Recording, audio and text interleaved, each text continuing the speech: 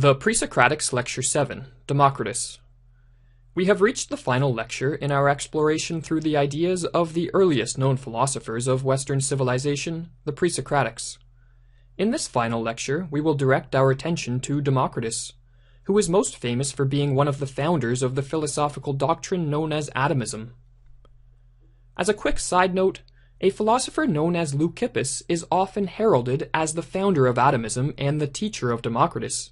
However, nothing is known of Leucippus, and some ancient philosophers denied that he even existed.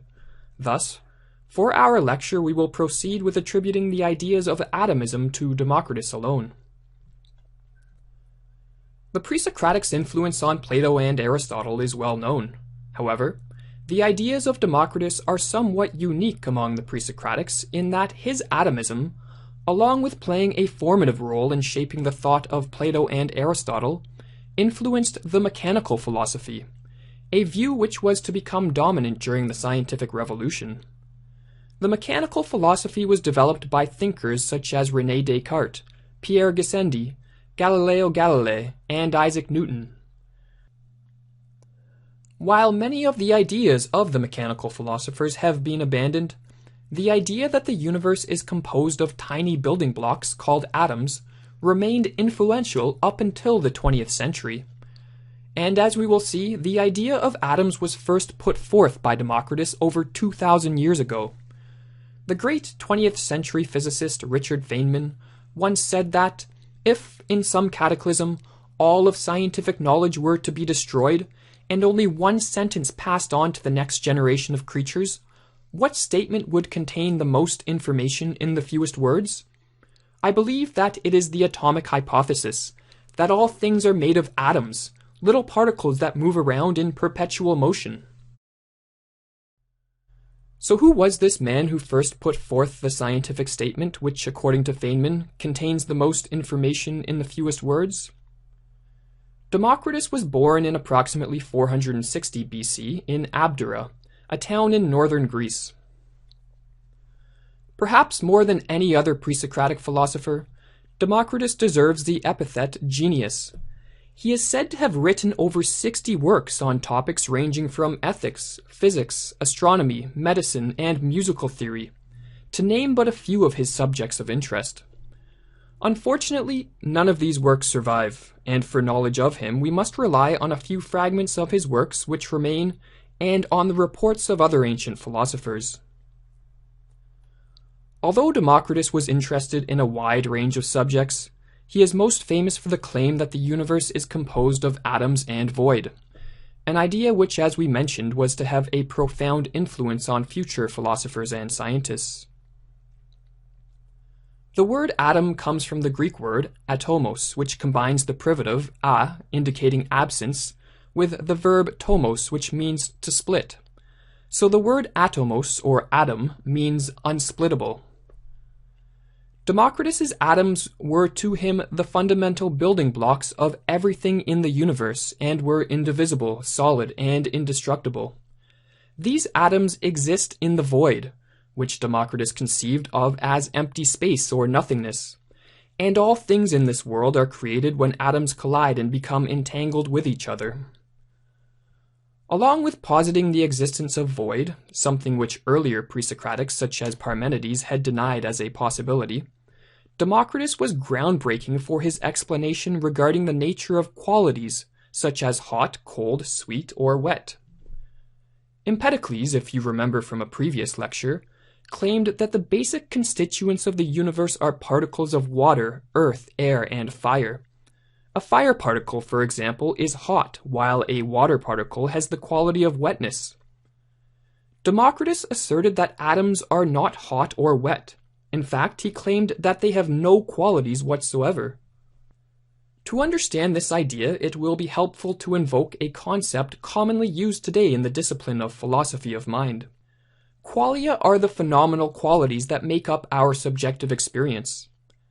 Our experience of the redness of a rose, the sound of a beautiful song, or the sweetness of honey are all examples of qualia.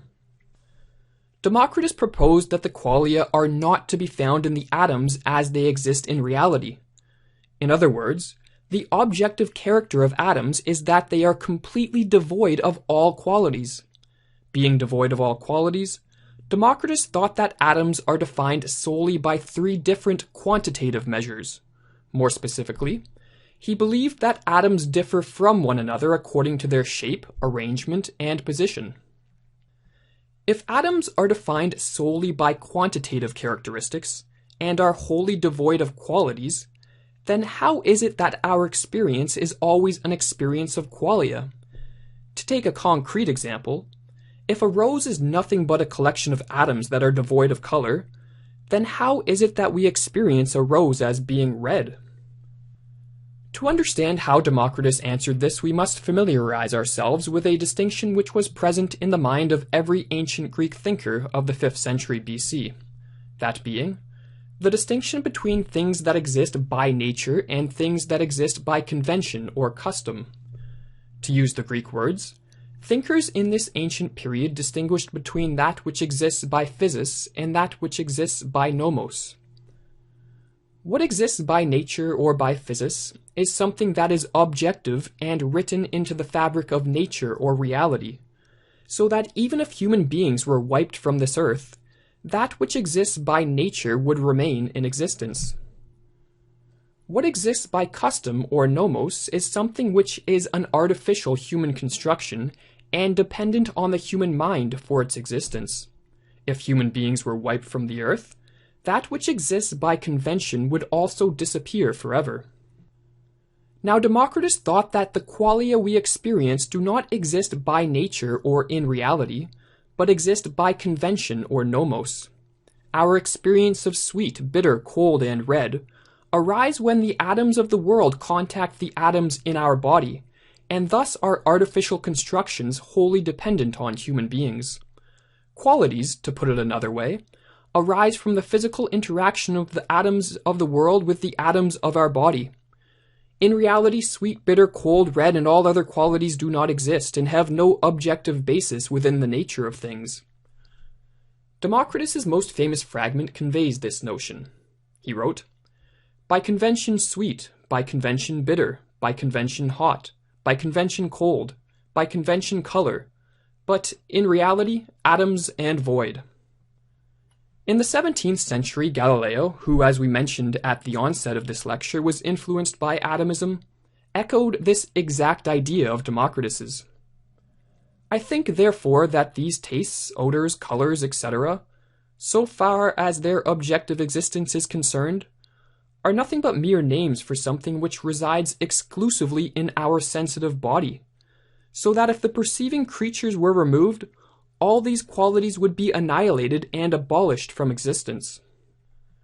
Democritus's doctrine of atomism also put forth some intriguing epistemological insights, or in other words, insights into the nature of knowledge. The truth, according to Democritus, is that in reality there exists atoms and void. However, this truth lies hidden from our senses. Just as we cannot see from the surface what lies at the depths of the ocean, we cannot through our senses perceive and come to obtain knowledge of atoms, which are too small to be perceived. In reality, wrote Democritus, we know nothing, for truth is in the depths. Our experience of the world does not convey the truth regarding the nature of things. There are no colors, sounds, tastes, or smells in reality. What we perceive with our senses is only apparent knowledge. Real knowledge or truth lies hidden within the depths of the universe. A person must know that he is separated from reality, wrote Democritus. Although according to Democritus the truth lies concealed within the depths of reality, it is not impossible to arrive at truths. Democritus himself thought he had arrived at a truth with his postulation that objective reality is constituted solely by atoms and void. To arrive at the truth, Democritus, like Parmenides before him, thought that one must rely on the mind or reason, a view which in epistemology has come to be known as rationalism. While Democritus was similar to Parmenides in that he thought it was only through the use of our reason that we could obtain legitimate knowledge or truth, he was unlike Parmenides in that he thought we must not disregard our senses altogether, but instead utilize them as a starting point on the road to truth. Before we leave Democritus and conclude this final lecture on the Pre-Socratics, we must briefly attend to his ethical ideas. Diogenes Laertius, in his Lives of Eminent Philosophers, had this to say about Democritus's thoughts on the good life. The end of action is tranquility, which is not identical with pleasure, as some by a false interpretation have understood, but a state in which the soul continues calm and strong, undisturbed by any fear or superstition or any other emotion.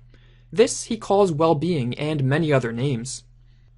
In order to achieve tranquility and peace of mind, Democritus thought it was necessary that one develop self-discipline and become the master of one's passions. The courageous man is he who overcomes not only the enemy, but pleasures also. But some are masters of cities, yet slaves to women, he wrote. However, Democritus did not preach asceticism or a total renunciation of pleasures altogether. Instead, indulging in pleasures in a controlled manner is necessary for tranquility and peace of mind. Self-control increases delights and makes pleasures greater, he wrote.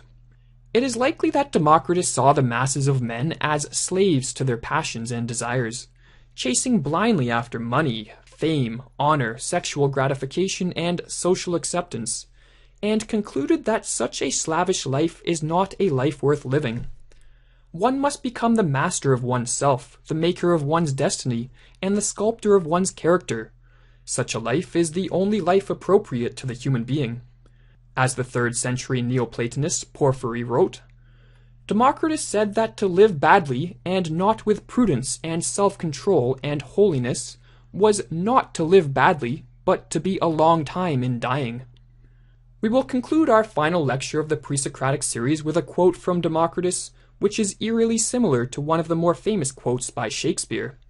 Democritus, unlike the other Pre-Socratics, was not merely a natural philosopher. He was a polymath and a genius with profound insights into the human condition.